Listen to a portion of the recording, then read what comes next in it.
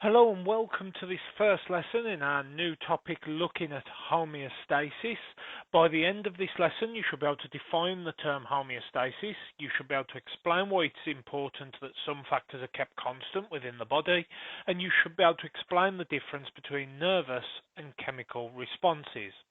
So as you would do for any other lesson, you need to write the title in your exercise book, Homeostasis, along with today's date, and we'll make a start on these three learning objectives.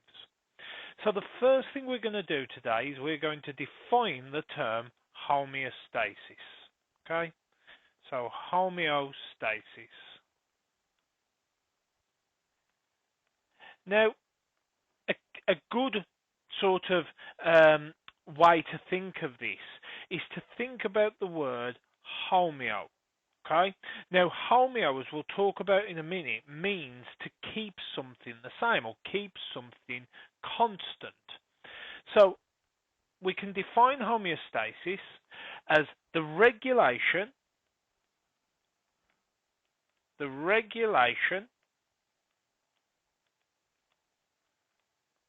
of constant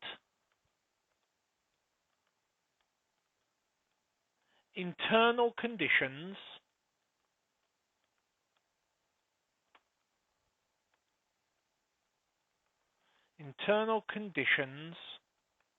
within the body.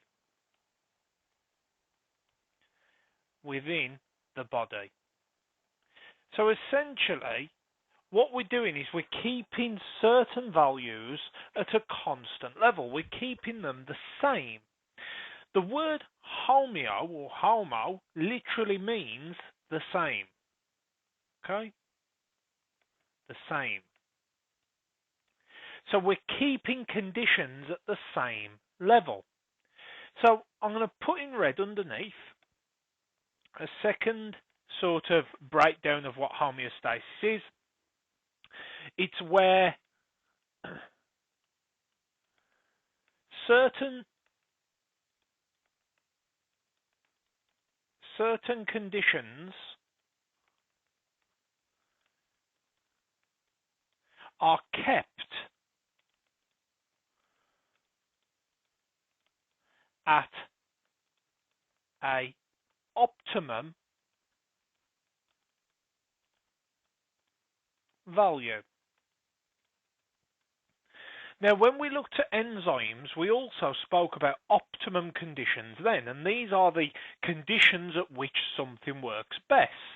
So the optimum value or the optimum conditions, so optimum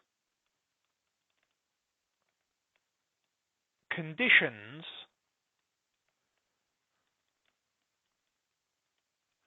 allow the body to work at its best,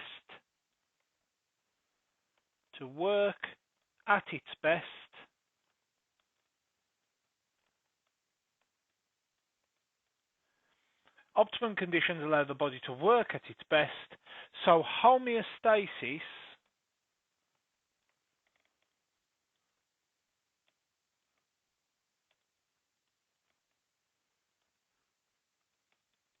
is important.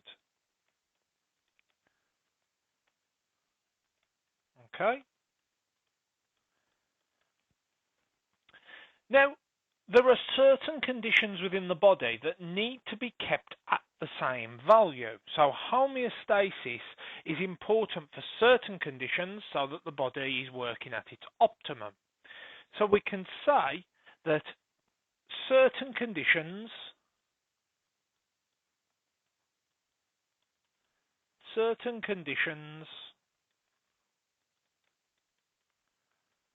are kept at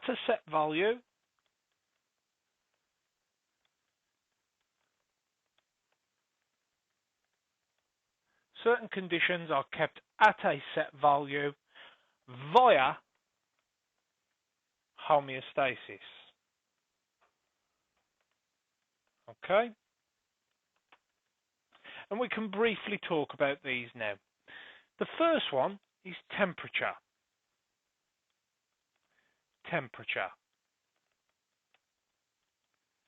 Now, the human body works best at 37 degrees Celsius, and therefore our body temperature needs to stay at as close to 37 degrees Celsius as possible. So we can say that in humans,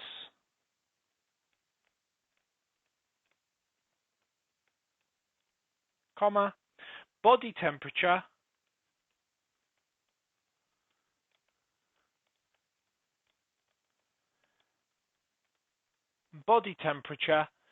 needs to be kept at 37 degrees Celsius. Needs to be kept at 37 degrees Celsius. Okay?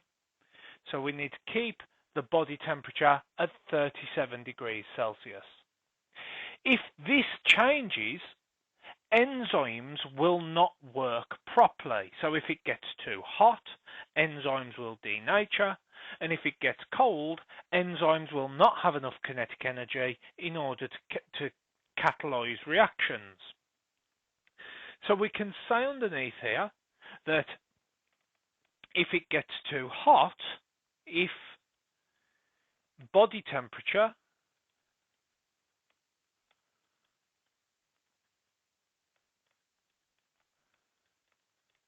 rises above 37 degrees Celsius,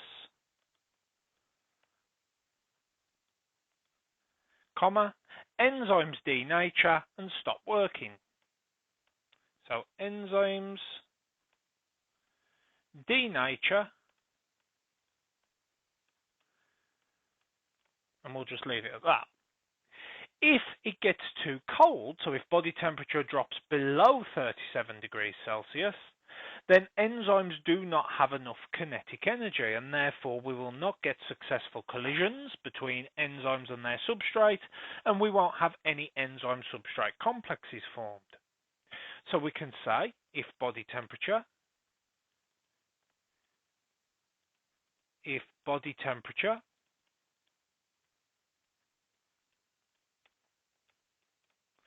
drops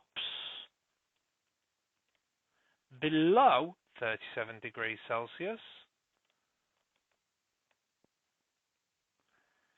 enzymes do not have enough kinetic energy.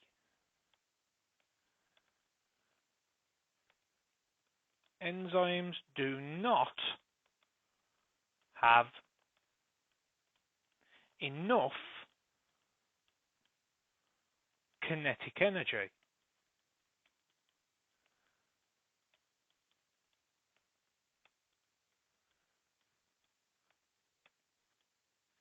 Okay?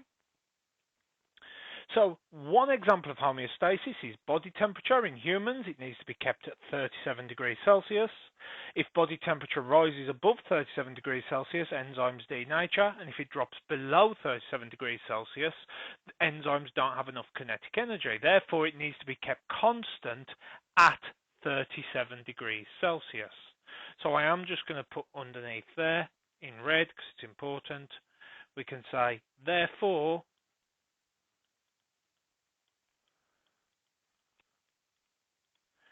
body temperature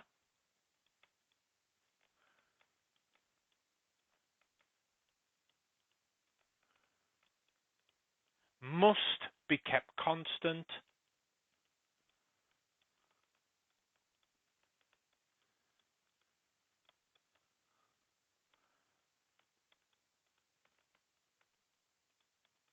at 37 degrees Celsius.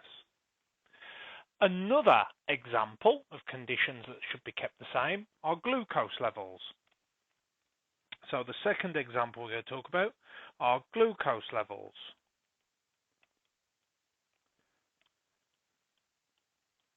Okay. Now we are going to be talking about these in much greater detail in a few lessons' time. However, for now, all we need to say is that glucose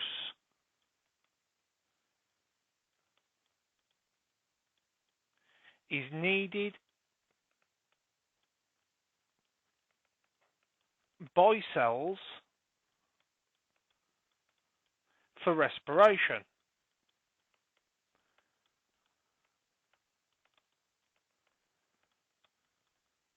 Okay? If glucose levels go too high, then cells will have water drawn out of them, causing them to shrivel. If glucose levels go too low, the cells don't have enough glucose for respiration and therefore don't have enough energy. So we can say that if blood glucose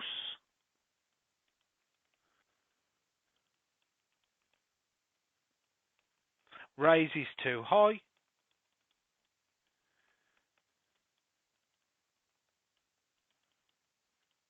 comma, cells will shrivel and die. Cells will shrivel and die. We'll talk more about that when we come to it in the scheme of work. But if blood glucose levels get too low, cells do not have enough energy to carry out respiration.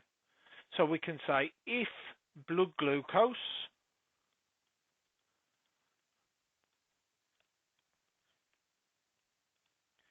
drops too low,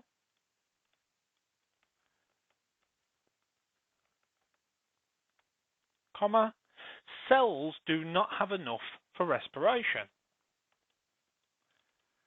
Cells do not have enough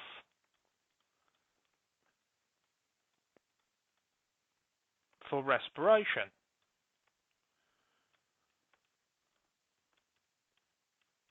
Okay, so that does say respiration. Therefore, glucose levels have to be kept at a constant level. We can't let them get too high, but we can't let them get too low. So I'm going to put in red underneath that therefore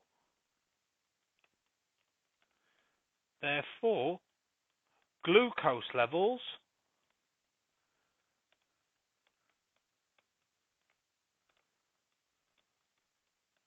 must be kept constant.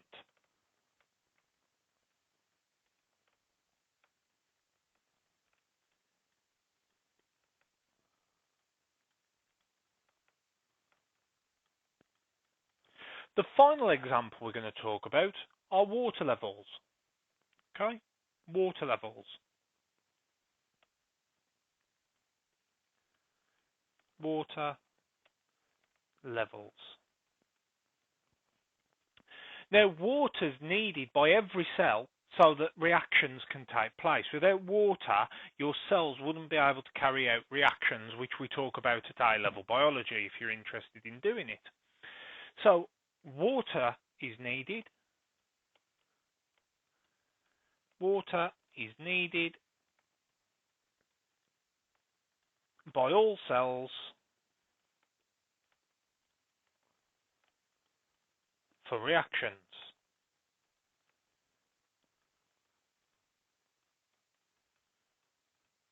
Okay? However, if there's too much water, water will move into the cells of the body and cause them to burst. If there's not enough water, water will be drawn out of cells by osmosis, causing them to shrivel. So we can say that if water levels, or we can just put too much water,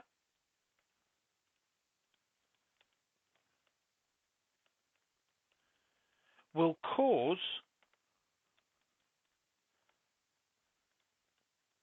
cells to burst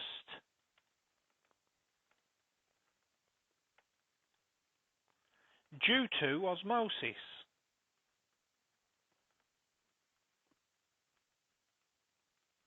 Okay? If there's too little water, so too little water,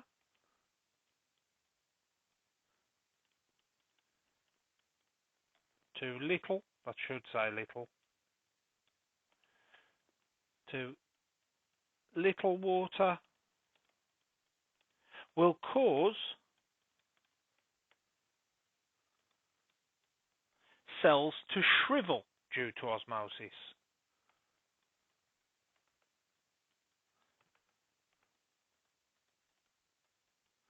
Cells to shrivel due to osmosis.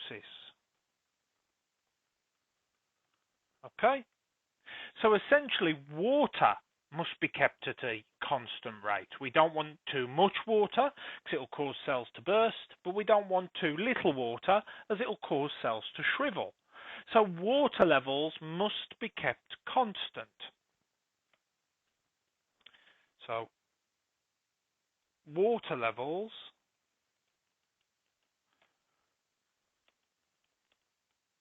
must be kept constant.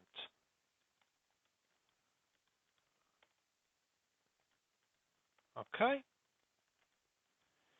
So if you look at this, we've given 3 examples of homeostasis. Homeostasis is the regulation of constant internal conditions within the body. We're keeping things the same. We need them at an optimum value because that is what allows the body to work at its best. Examples include temperature, glucose levels, and water levels. Temperature must be kept the same so that enzymes don't denature and that they have enough kinetic energy to carry out catalyzation of reactions. Therefore, it must be kept constant at 37 degrees Celsius. Glucose levels, glucose is needed for respiration, and therefore if glucose levels rise too high, cells will start to shrivel and die because water is drawn out of them via osmosis. Whereas if blood glucose drops too low, cells do not have enough energy for respiration, and therefore glucose levels must be kept constant. Water is needed for all cells for reactions. Too much water will cause cells to burst. Too little water will cause cells to shrivel and die. One thing we do need to add that I've just noticed reading it out is that this one where it says glucose levels, if blood glucose rises too high, cells will shrivel and die due to osmosis. So due to osmosis, okay? That should say osmosis. Lovely. So, let's clear this.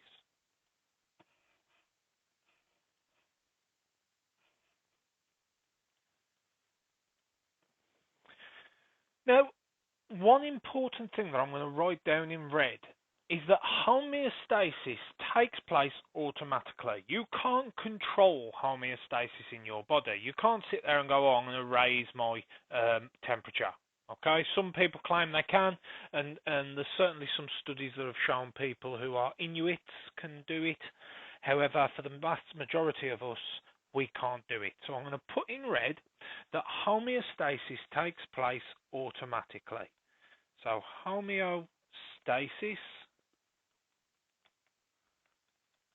takes place automatically. Takes place automatically.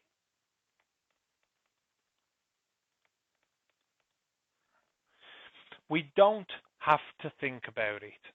Okay, so dash, we don't have to think about it. So it's happening in your body right now.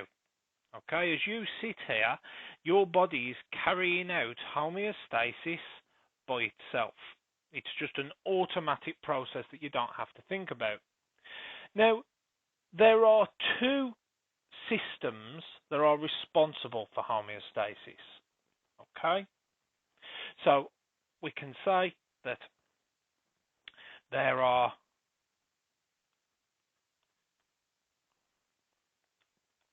2 body systems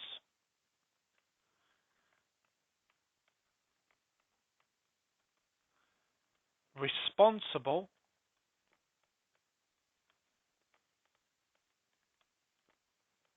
for homeostasis.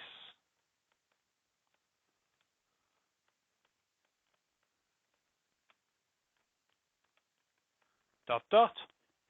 We've got what's known as the nervous system.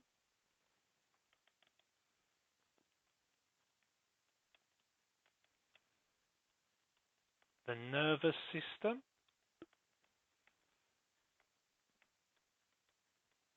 And the nervous system uses electrical impulses via neurons to communicate. So the nervous system uses electrical impulses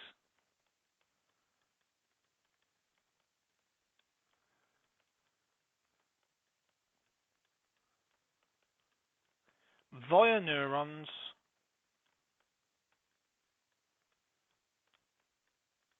to communicate.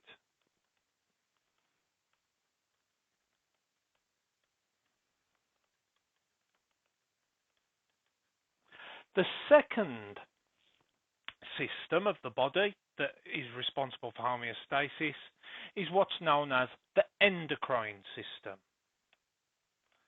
The endocrine system, E-N-D-O-C-R-I-N-E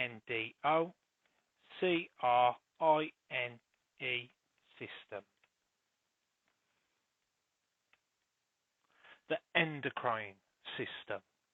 Now, the endocrine system uses chemical molecules via the blood to communicate.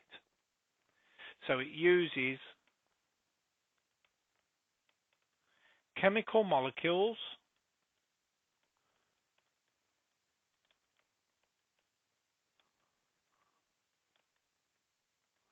via the blood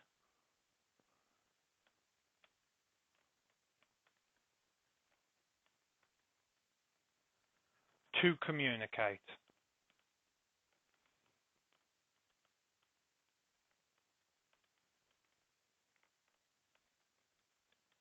Okay, so we've got the nervous system, which uses electrical impulses via neurons to communicate, which we'll talk about next lesson. And we've got the endocrine system, which uses chemical molecules known as hormones via the blood to communicate, which we'll talk about in future lessons. Okay, now on the PowerPoint there is a table that looks like this, and I don't think I'll be able to just copy and paste it. So what I'm going to do is I'm going to try and take a screenshot so that we can insert it into Sketchbook, if I can do that. So we're going to quickly add an image like so. There we go. Now, to compare the nervous system, you're going to need to write this in your books. It is on the PowerPoint that I've shared with you. To compare the two systems looks like this. We've got our response in the nervous system, which is rapid and precise. So if you think about if you touch something hot, you tend to pull your hand away very, very quickly. And you also pull it away from the heat source. This is an example of your nervous system acting rapidly and precisely. Your endocrine system acts slower but over a longer period of time, so such as going through puberty. Going through puberty lasts for many years, can last for a decade. How the message is delivered, we've already said that in the nervous system it is sent by a nerve impulse, which is an electrical impulse. In the endocrine system, it's sent via hormones, a chemical messenger. How it works? The nervous system uses nerves or neurons, which send a electrical impulse to a specific location, such as a muscle, whereas the endocrine system carries the hormone or the chemical messenger or chemical molecule via the blood to lots of organs. Okay? However, it only affects the target organ. So if in an exam you're asked to compare the nervous system with the endocrine system, we've got both examples here. We've got contrasts of them. They are both responsible for homeostasis, but one is fast, one is slow. One is short-lasting, one is long-lasting. One is an electrical impulse, one is a chemical impulse.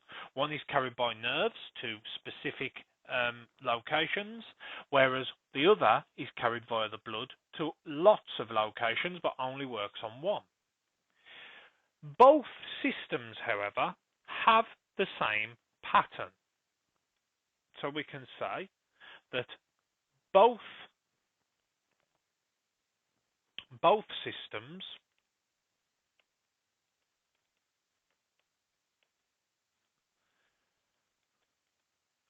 have the same pattern. And we're going to draw a flow diagram to explain this. Okay? It always starts with a receptor. And we'll talk more about this in detail next lesson. However, we do need to pick up on it now. And a receptor always detects a change in the environment. So the receptor detects a change in the environment.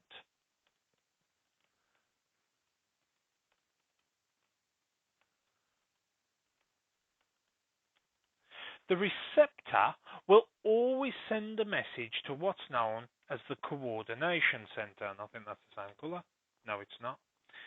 We'll send a message to the coordination center. So we can write down here underneath on our flow diagram, we've got coordination center. And we can link that together with an arrow because the receptor goes to the coordination center. The coordination center receives and processes the information. So it receives and processes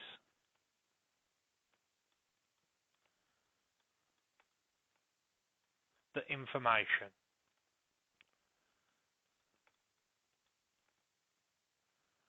And then finally, after a coordination center, there will always be an effector which is involved.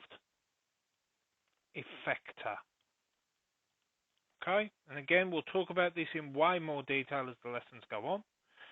But for now, I just want you to understand this is the sort of sequence. Now, an effector is always a muscle or a gland that brings about a response. So an effector is a muscle or a gland that brings about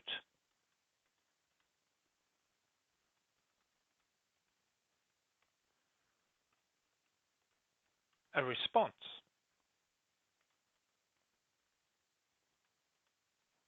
Okay?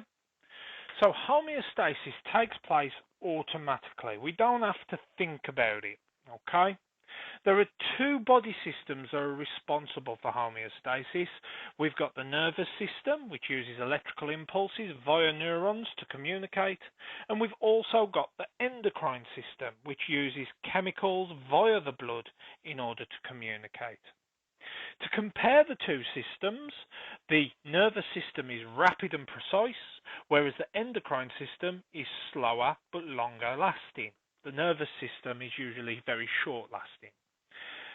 In the nervous system, electrical impulses are sent along nerves or along neurons, whereas in the endocrine system, hormones or chemical molecules are passed along through the blood to all organs.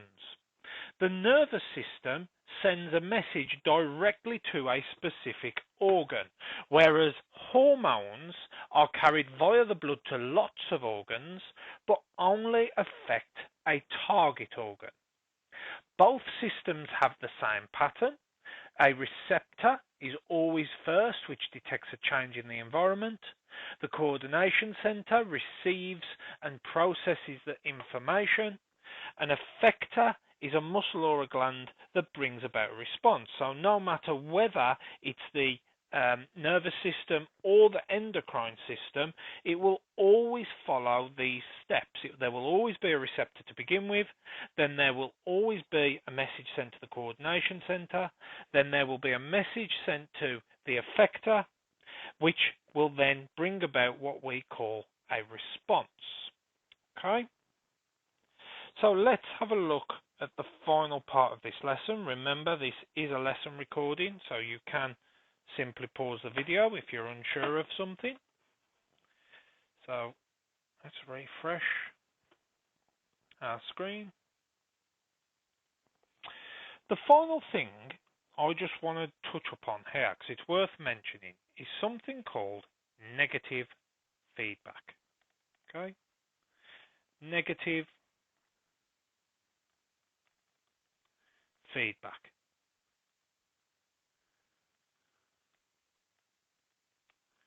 Now, negative feedback has got quite a long definition, so I apologise, but it can be defined as a regulatory process in the body, a regulatory process in the body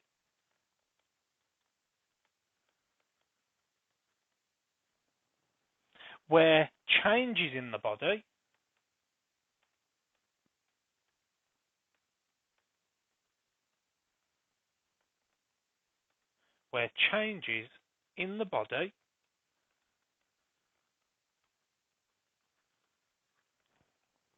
can be reversed once they have happened. Can be reversed once they have happened.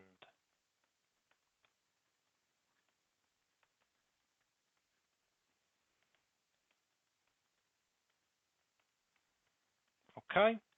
Essentially, that is a definition I've taken from Google or from a textbook. I can't remember exactly where I got it from.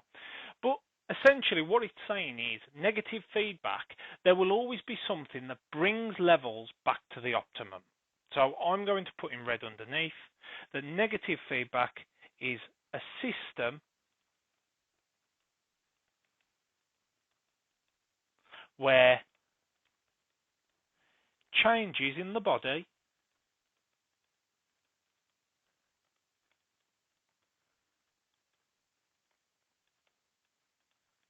bring conditions back to their optimum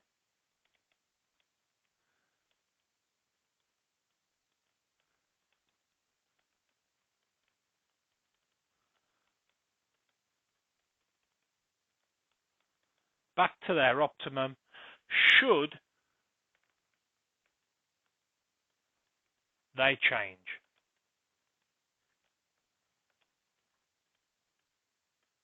Okay?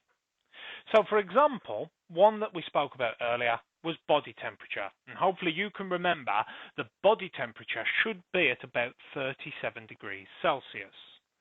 So we can put body temperature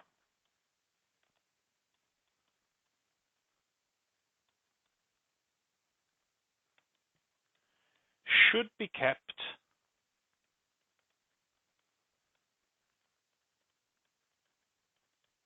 at 37 degrees Celsius. Now we could plot this on a graph, okay, and we could think about how as somebody's day goes, how their body temperature changes, okay? So on this x-axis, we could have time of the day,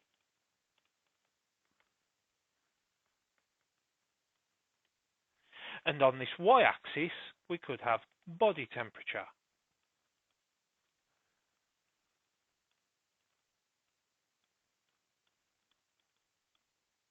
Okay, that's the worst body temperature I've ever written.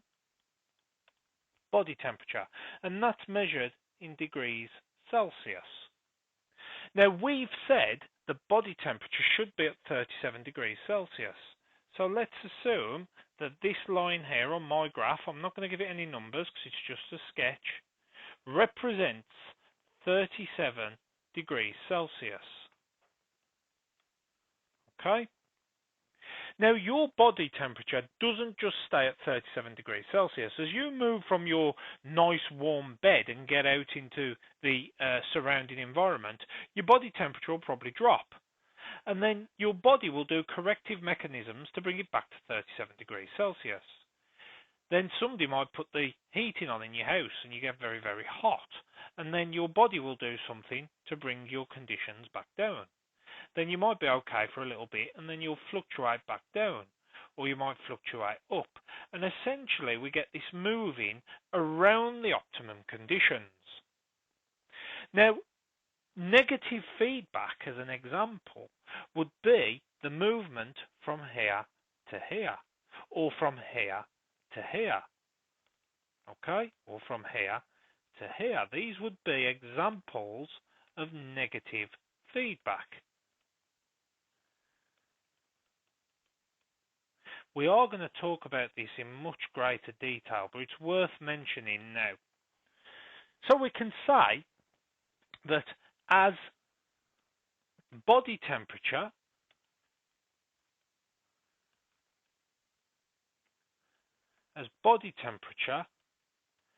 fluctuates, which is a good word, fluctuate means it moves up and down.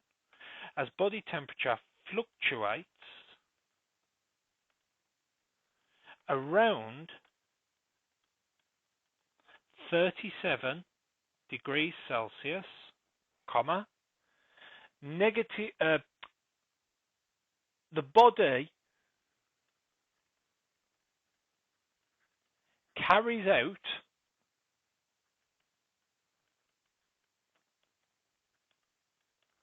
processes, and these can include things like sweating or shivering. So, e.g., sweating, shivering, to bring it back to 37 degrees Celsius. To bring temperature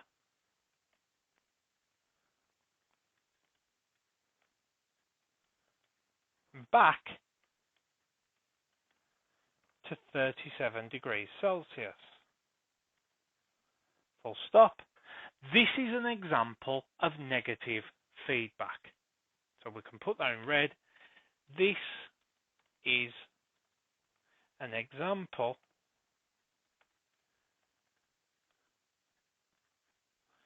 of negative feedback.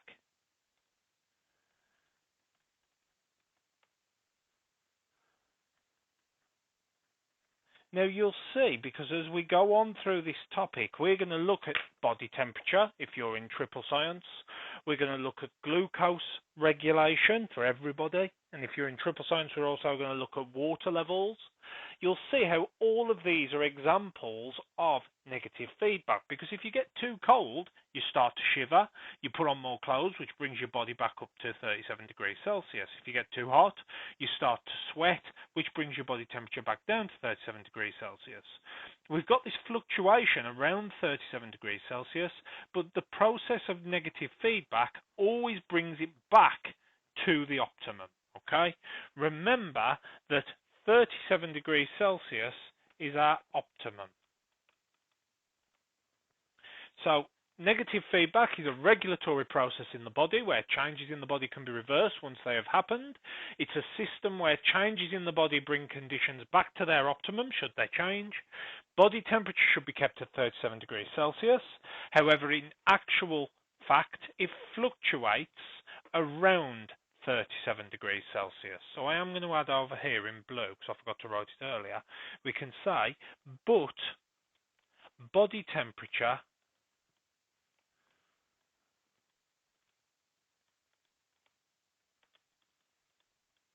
fluctuates